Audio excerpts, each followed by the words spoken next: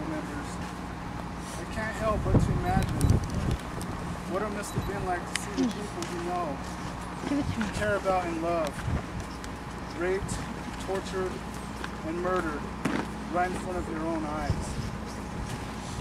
It must have felt like the end of the world for them, and in many ways it was. And as I see the children who are here today, I cannot understand how a person could kill helpless children like those militia did all those years ago. They were accused of being thieves and beggars, but we all know the real reason they were murdered. They were murdered for land. They were brutally and viciously removed so the land could be taken away from them. And since I was a child, my mother, Enid Neiman Lamarangi, taught me about my people's history.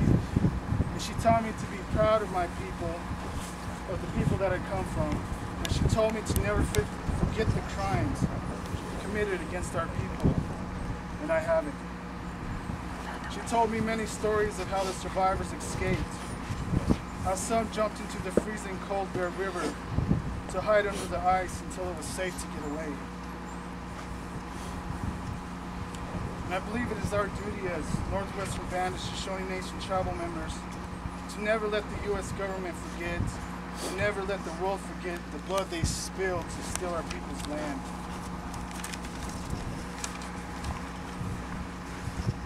And by being here today, we are reminding them that we are still here. We have not forgotten the crimes committed against our people and our ancestors. And with that said, I'd like to describe some of what happened that day. On January 29th, 1863, the peaceful Northwestern Shoshone camp, led by Chief Bear Hunter, was attacked at dawn by Colonel Patrick O'Connor and his militia of 200 volunteers.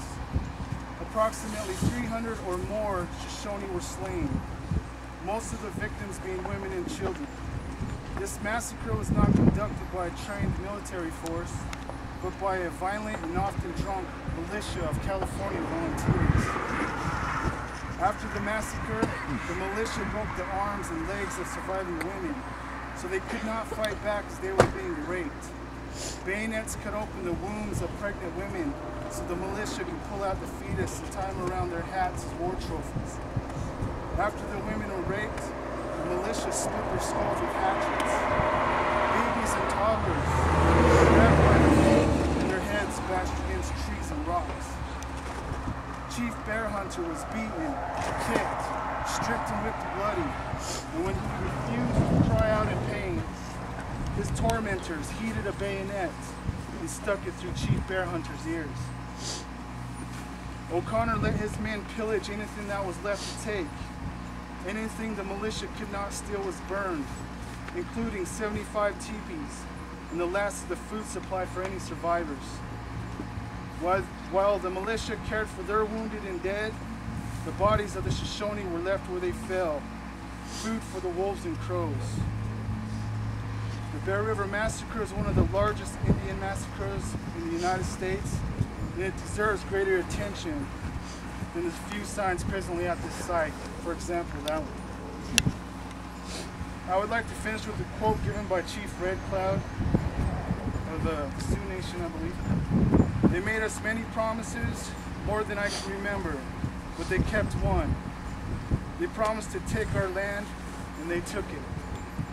Thank you for your time.